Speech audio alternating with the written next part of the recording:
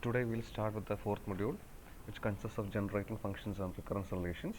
Both topics are very easy and requires a lot of computation. Okay, so first we'll start with generating functions. So what exactly is a generating function? Okay, it's a very simple concept to define. Okay, suppose we have a sequence of numbers. For example, we have a sequence like 1, 2, 3, 4, etc. So generating function is nothing but it's a power series which is associated with this sequence, a power series in the sense that it will be defined like this. For example, 1 plus 2x plus 3x square plus 4x cube plus etc. So this is called the generating function of this sequence. Okay, to give you one more example, suppose I have a sequence like 1 1 1 1 1 etc. How will you write the generating function? It is nothing but first you write x raised to 0, so 1 into x raised to 0 plus 2 into x raised to 1 plus 3 into x square. So it will be like this: 1 plus x plus uh, 1 plus x plus, no, it's not 2, it's 1 into x raised to 1, the second one into x square. So 1 plus x square plus x cube plus etc. So this is the generating function of this sequence. So I hope you understand now what is a generating function. So in general, if your sequence is simply a0, a1, a2 etc., what will be the generating function? It's nothing but a0 plus a1x plus a2x square plus a3x cube plus etc. So this is defined as the generating function. Okay, so it's nothing but sigma a I x raised to I, where I varies from 0 to infinity. So I hope now you understand what do you mean by a generating function. Okay, so this is basically what we have discussed here is ordinary generating function. You only have to study ordinary generating function, and also there's a section on exponential generating function also. We'll study it when the time comes. Okay, so basically this is the basic idea of a generating function. Okay, and also the example which I showed you earlier, for example, the sequence 1 1 1 1 etc. So in that case, the generating function can also be written as 1 plus x square plus etc. So now when you have studied binomial theorem in your lower classes, so many of the results of binomial theorem which is applicable to the infinite series also we will be using it. Also we will be using the concepts of infinite series which we have studied in your first semester. So this can be written as 1 by 1 minus x, where when mod x is less than 1. So this is a shorthand or closed form of the generating function. Okay, so usually in the problems they will ask you to, they will give you a sequence and they will ask you to find the generative function. So when they ask that question, what they mean is they want this closed form. Okay, so generally generating function is basically an infinite power series. Okay, so what will happen if the series is finite? Suppose you have a sequence which is finite sequence. Okay, suppose my sequence is just 1 2 3. So how will you write the generating function? Again, simply 1 into x raised to 0 plus 2 into x raised to 1 plus 3 into x square, or simply 1 plus 2x plus 3x square. So this is the generative function. Okay, so I hope now you understand what is the meaning of a generative function. Okay, so this is the formal definition of a generating function. Okay, now what is the applicability of this generator? Where is this function applied? So basically this generating functions have been introduced to give a new approach to counting techniques which you have studied earlier. We have studied many counting techniques earlier, just like using inclusion exclusion principle, using permutations, using combinations with repetitions and everything. So those problems again we can deal with generating functions in a much more easier way. So this is a new approach to the already studied counting techniques which you have done earlier. Okay, so for example, so I hope you have seen some problems like this. So we have done these type of problems in earlier classes, right? How many solutions does x1 plus x2 plus x3 is equal to 11? So this type of problems were done when we studied combinatorics, right? When we studied combinatorics with combinations with repetitions, we have done this type of problems. Okay, so there are three different things were there. You need to take 11 items out of that. So those type of problems we have done earlier. So these type of problems can also be done using generating functions, which we will show it now. So these type of problems can be tackled here. Okay, this type of problems were also made more complicated using the, what you say, giving putting different constraints on x1 x2 x3. So these type of problems, like what will happen when x1 is greater than or equal to 1, when x2 is greater than or equal to 2, when x3 is greater than. So these type of constraints, these were imposed on this problem, and we have done that also. We have reduced this problem using these constraints, and hope you remember these type of things. So these type of constraints were also introduced in that problem. And similarly, again, this type of constraint also was done when we studied inclusion exclusion principle. Also these type of constraints. So when the constraints changed, you found that actually the computation was a bit difficult. You have to use various other techniques like inclusion exclusion principle and all. So when I change the constraints as I wish, the simple problem will become more complicated. So in those situations, when you approach this problem using generating functions, it can be very easy. So there is no need to study different techniques. Just with one technique using generative function, you can solve all the type problems of this type. Okay, so that is where we will be going to apply this. So let us see one illustration. Okay, suppose you have 12 oranges with you, and you need to distribute among 4 people. Like, just read the question. You need to distribute this for 12 oranges among 4 people, like Grace, Mary, Frank. Okay, so 3 people. Okay, and some we are imposing some such restrictions. We are saying that Grace should get at least 4 oranges, and Mary and Frank should get at least 2, but Frank should not get more than 5. Okay, so these are the conditions which you are imposing. So basically the problem is like x1 plus x2 plus x3 is equal to 12, and you are saying that x1 should be at least equal, greater or equal to 4, and similarly x2 and x3 should be greater than or equal to 2, and x4 as x3 should be anyway less than or equal to 5. So this is the same problem like the earlier one, but it is a word problem, and we have imposed many constraints here. So you have to look at various techniques in which we have studied earlier to solve these type of problems. So this is the problem. Just try to read the question, try to understand whether you have understood the formulation of this problem. Just try to read it in for 1 second. Okay. Okay, now here we have illustrated the ways in which you can distribute this oranges to these 3 people. So instead of writing the number of ways, we have just enumerated the number of ways. Okay, so these are the possibilities of distributing. So here Grace should have at least 4 oranges. So totally there are 12 oranges are there. Okay, so Grace can have 4, 5, 5, 5 up to 8. So these are the table. You can see the table. Up to Grace can have a maximum of 8 oranges only. Why? Because Mary and Frank should have at least 2 oranges. So that means the maximum Grace can get is actually 8. Okay, so because at least 2 should go to Mary and Frank. Okay, so this is the column for Grace. I hope you understand. And each of when Grace has 4, Mary, the different combinations for Mary has also been written here. Okay, so why Mary has not taken 2?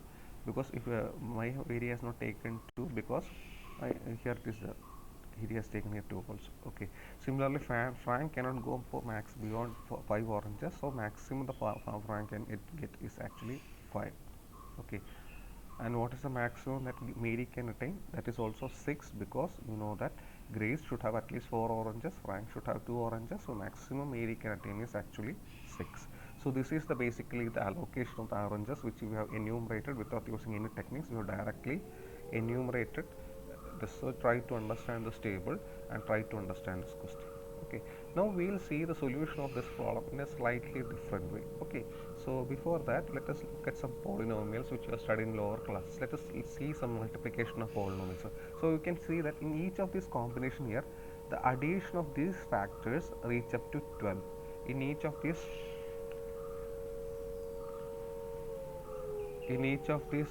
arrangements, addition of each of the factors, you will get the value is 12. So only 12 oranges are available and you are being distributed. So each of these factors when you add, you will getting 12. So now let us look at some polynomials here, and let us look at examine this polynomial over here. Okay, so see this polynomial: x raised to 4 plus x raised to 5 plus x raised to 6 plus x raised to 7 plus 8, and x square plus x cube plus x raised to 4 plus. Okay, so just see this polynomial here written here. Okay, so this is the polynomial here.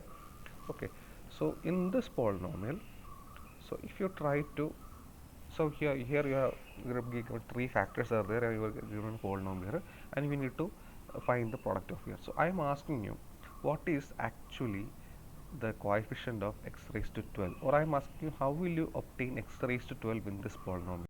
Okay, so when is x raised to 4 obtained? When you multiply x raised to 4 into x square into, so you need x raised to 12, so x raised to 4 into x to x raised to 6, so that is not possible. So yeah, some other ways, if you multiply x raised to 4, then you take x cube, then you will get x raised to 7, then you get x raised to 5. So when you multiply x raised to 4 x cube, then x raised to 5, you will get 1 x raised to 12. Similarly, when you take, if you are taking x raised to 5, If you multiply it with again x cube, okay, then you are multiplying with x raised to 4, then when you look at 5 plus 3 plus 4 again, that is again 12. 5 plus 3 plus 4, okay. Or if you take x raised to 8, then you multiply with x square, then you multiply with x square, so you are again getting x raised to 4, right?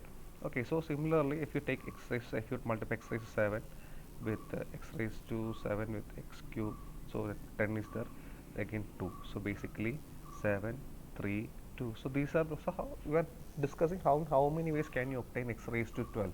So I have written the factors here, like this is actually x raised to 7 x cube. So if you just look at the powers here, that is same as the table which you have drawn here before, right? So all these things, so 732 is there in the table is there, okay.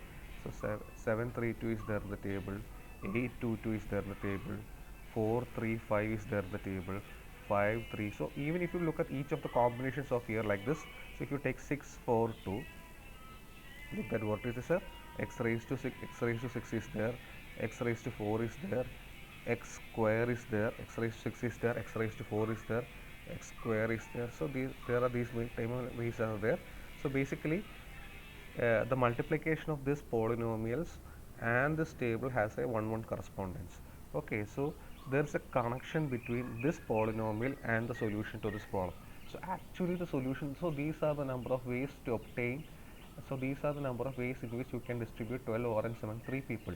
Okay, actually in these many ways you can obtain the coefficient of x raised to 12 in the below given polynomial also. Okay, is that clear? So in how many ways can you distribute 12 oranges among these 3 people using these conditions is just the coefficient of x raised to 12 in the below given polynomial. Okay, so this polynomial is said to be the generating function of the above problem. So how is this polynomial obtained? It's very simple.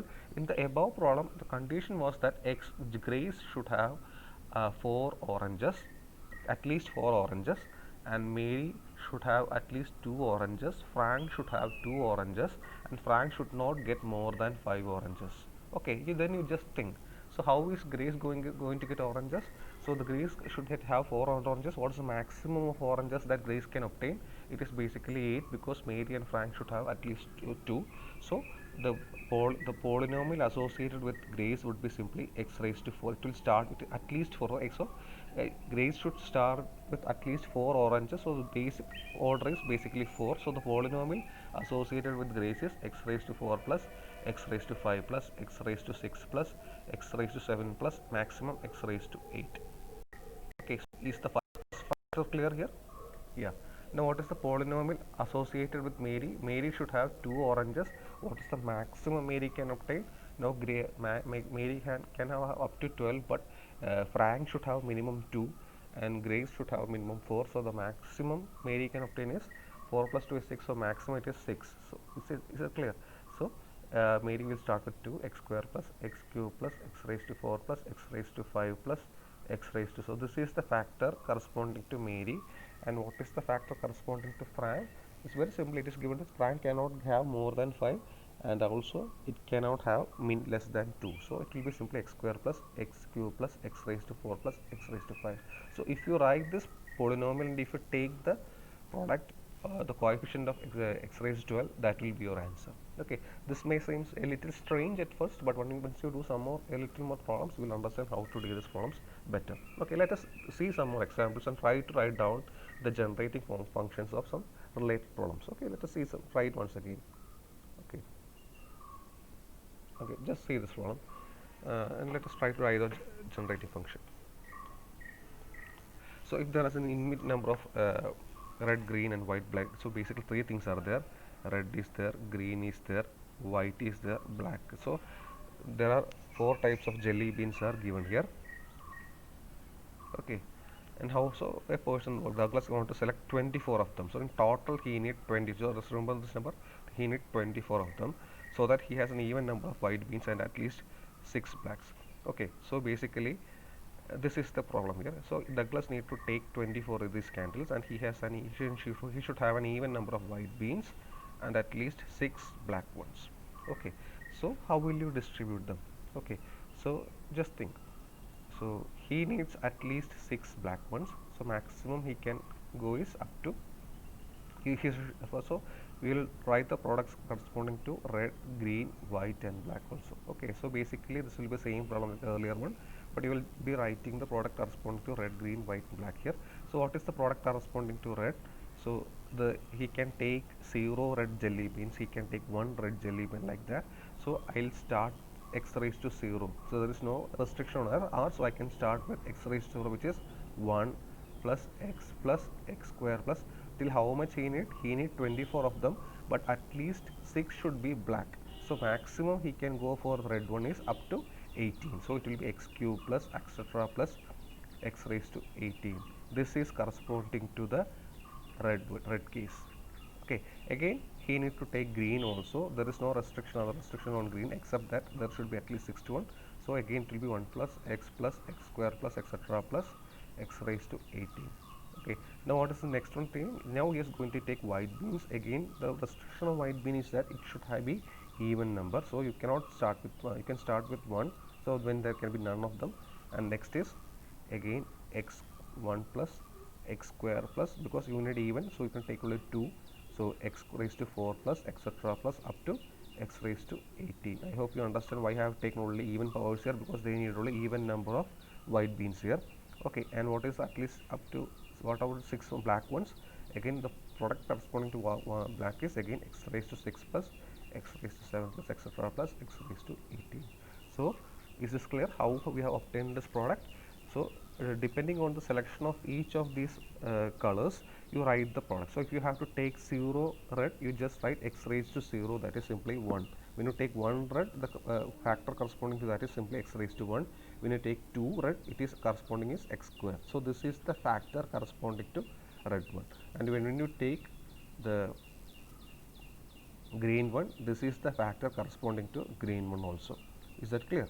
Okay, similarly for you may also understand why I have wrote this x raised to 18, because that's a factor, because the maximum you can obtain it out of them is basically x raised to 18 only. So this is how you write this problem. Okay, now let us just twist this problem, a bit. So let us write this question.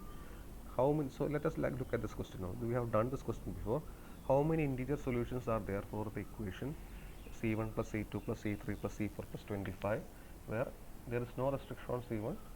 Just the only thing is that c1 should be non-negative. We know how to do this problem from the combinations with repetition section, but let us try the generating function approach. So how many ways can I take c1? C1 can be any number from 1 to 25, so it is basically x raised to 0, that is basically 1 plus x square plus maximum plus x raised to 25 for c1, into for c2 how will you write? 1 plus x square plus etc plus x raised to 25. Similarly for c3 also you will have the same factor. Okay, why are you multiplying these products? Only if you multiply you will be actually getting the addition of powers. When you only if you multiply you can see the factor of addition in the powers. Okay, so because when you multiply x square and x cube, it is actually addition of the power, so only in that you can translate this problem. That's why I am multiplying this. Okay, so similarly other also it will be x raised 25, again also will be, so in effect the solution of this problem is actually 1 plus x square plus etc x raised to 25 the whole raised to 4. Okay, so I hope you understand how you obtain this product. So the solution to this problem will be simply the coefficient of x raised to 20, the solution to the problem will be actually the coefficient of x raised to 25. Okay, so the solution to the above problem, which when we are dealt with jelly beans, will actually be the coefficient of x raised to 24 in that product. So I'll also teach you how to find the coefficients later, but first you try to understand how to write the generating function. Okay, so in this problem, so it is usually easier to deal with infinite series because it has a nice closed form.